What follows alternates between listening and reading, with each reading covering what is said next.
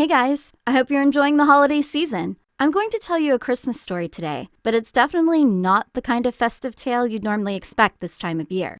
Before I begin, I'm just going to tell you, this is a real story. If this were a magazine article, I'd put a little asterisk right here saying names have been changed to protect people's privacy. But really, yeah, I'm changing all the names and places, but not to protect people's privacy, it's to protect my safety instead. So this is important. If you think you know who I really am, please don't say anything. It could put me in a lot of danger if anyone reveals my real name or location. That's the same reason why I've had to keep pretty quiet about the story in real life. Only the people who are really close to me know exactly what happened to me on Christmas Day 2 years ago when I was 17. To tell you the truth, it feels really good to get all of this off my chest. Thank you so much for clicking on this video. Hi, my name is Stephanie, and this is my story, the story of the scariest Christmas of my life. It all began 3 summers ago, about half a year before that fatal Christmas. I think I'm really lucky that I had a close group of friends through high school. We definitely weren't popular. No, we were more of a group of theater geeks than anything else, but they made going to school a lot of fun. It was a simpler time. So, with that whole theater geek thing, some of my friends went to my same school, but a lot of them didn't. We'd all just met at drama classes around town and doing plays outside of school. And then 5 months before Christmas, a new guy joined the group, a dude called Mark. I can't even think about theater now without a shiver running down my spine. It's weird how hindsight can ruin good moments, isn't it? At the time though, I didn't have any alarm bells ringing. I wish I could say I was more intuitive, but he just seemed like a lot of us, like he was lonely, a bit of an outcast, and excited to have friends. Mark and I got along great. We were fans of a lot of the same things, shared a deep love for Hamilton and Taco Bell, and thought the same things were funny. Obviously, those are just surface level connections, but it's always nice to spend time with someone who likes the same things you do. So pretty quickly, he ended up being one of the people I hung out with the most.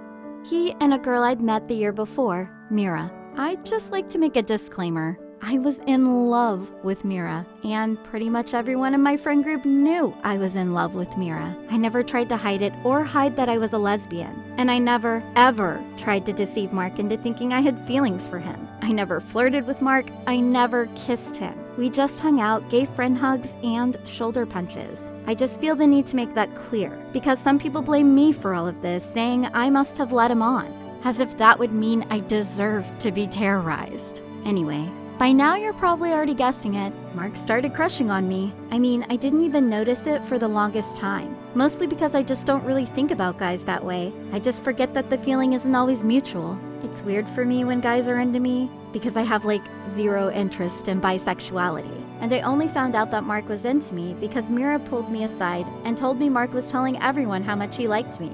That he just knew it was mutual and he was going to ask me out. At first, I thought she must be joking, because again, lesbian. But then I heard it from a few more people, and then I started noticing that, yeah, Mark did treat me differently from everyone else. Jeez, how had I not noticed before? He was actually pretty rude to other people, like always cutting them off in conversation just so he could talk to me. So I decided that I'd better have a talk with Mark about the whole situation before things got more intense. Or he got embarrassed. I didn't want him to think I was interested or flirting or anything, because somehow he evidently thought I had feelings for him. I mean, another guy, Lewis, had already told Mark I was gay, and Mark just rolled his eyes and said, "Yeah, sure, I know that's what she tells everyone." That really annoyed me.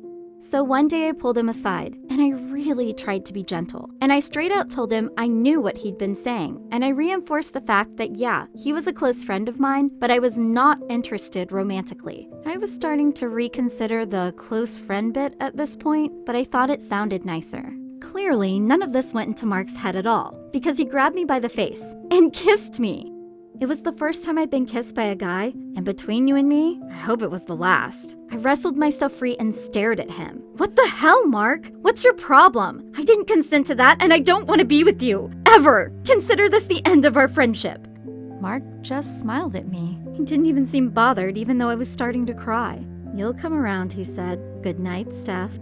I didn't want to be a drama queen, so I texted Mira to see if I could come over. We laid there on her bed as I sobbed and told her the whole sordid story. You might think I'm being silly, because it was just a kiss, but that kiss really upset me. It made me feel dirty, like he had just trampled all over my boundaries. Mira, despite being all of 5 feet tall and about as threatening as a kitten, seemed like she wanted to beat him up. That made me feel better. I do have to tell ya, one good thing happened after that. I asked Mira to be my girlfriend, and she said yes. So at least I was getting romantic attention from someone I was actually, interested in. But it was hard to focus on the sparkles and fun of a new relationship when Mark was still ignoring my boundaries. He'd come up and put his arm around my shoulders at drama class. He texted me so much, I had to block him. He even sent me a few gifts. I threw them out. And by now, I was starting to get scared. Fortunately, my friends came to the rescue and they told Mark we didn't want to hang out with him anymore. So for a while, I was relieved. I never had to see Mark again. But then things got weirder. I started to see him lurking in the distance when I was out doing day-to-day stuff, like at the mall, at the movies with Mira, even once when I was out on a run. He never spoke to me, just watched. It was horrible. Mira was the one who suggested that he was checking my location on Snap Maps, so I turned it off, and the sightings stopped. But he still seemed to know stuff, like when I had my drama classes, even though I'd rescheduled them all to avoid him. I realized I had a stalker. I told my parents, who told the police, but they said there was nothing they could do unless he committed a crime. They did make a report though, so that there would be a record of a history of him threatening me. I hated that. Seriously? I just had to wait around for him to do something even worse? Now it was December, and it was non-stop gifts showing up on my doorstep. Jewelry, flowers, things that he thought I'd like. This guy didn't even know me. I opened them with my family around in case there was something inside that could hurt me. And then it was Christmas Day. Mira's family celebrated Christmas 3 days early because her dad had to work on Christmas. So she got to spend Christmas Day with me. I was so excited despite everything going on with Mark. We were going to spend the day at my grandparents' lake house with all of my cousins. I knew there was no way Mark would ever be able to find out where I was. It was going to be a blissful day free of fear. But somehow he did. I still don't know exactly how. I think maybe it was my younger cousin tweeting that she was excited to spend Christmas Day with me and mentioning the lake house. But her account was private, and I don't know how he found the address. I don't even want to know. Maybe he made a fake account just to follow her. We had the best family Christmas Eve. Eating, drinking, telling stories, eating more, telling more stories. My grandparents loved Mira. I got to hang out with the cousins I hardly ever saw, and things felt good. The whole night, nobody noticed a set of footprints in the snow leading up to the window. And as we watched a movie, laughing, nobody saw the boy standing out there in the dark looking in. We only saw the footprints in the morning.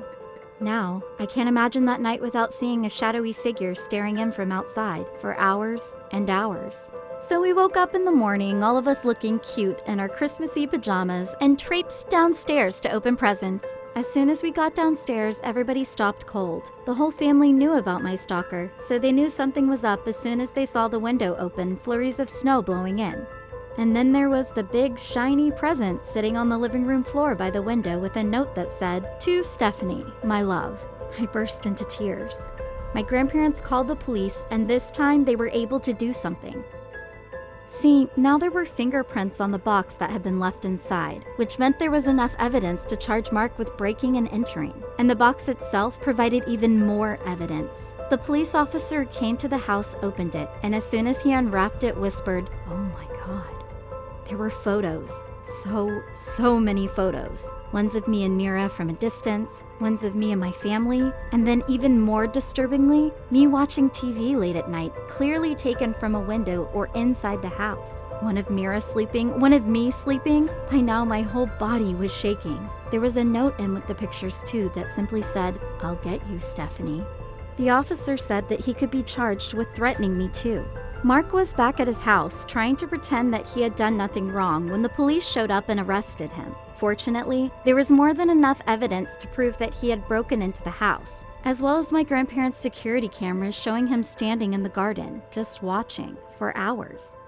I never heard from Mark again. I haven't seen him since I testified in court. Every day I thank the Lord that he was already 18 when he met me so he could be tried as an adult. The scariest thing was how delusional he was when he pled not guilty. He still thought that I loved him back, and he just needed to convince me that it was okay to give in to my feelings. What a lunatic! I'm still terrified about what will happen when he's released. But there will always be a restraining order, so he can't come near me. And I've been taking judo and self-defense classes with Mira, who is still the love of my life, so I can feel safer once he's out in the world again. I wish he could have just listened to what everybody told him and just been cool about it. Things would have turned out so differently for me and for him. Thanks for listening to my story. I know it's scary, but it's important to me to make sure that you know not everyone has good intentions. You need to take care of yourself first. Be intuitive and listen to your gut feeling about things. And please, respect people's boundaries. You can't change how someone feels, especially not by stalking them. Merry Christmas to all of you. I hope it's better than mine was 2 years ago. Stay safe, keep warm, and let me know in the comments if any of you have a crazy Christmas story, although I hope it isn't as crazy as this one. Oh, and don't forget to like and subscribe. Hey guys, it's Sarah here from My Crazy Story. Thanks for watching this episode. Before you go, please hit the like button and subscribe so you never miss a new video. Oh, and if you haven't watched them yet, check out these other episodes that are trending right now. Thanks a lot and see you guys next time.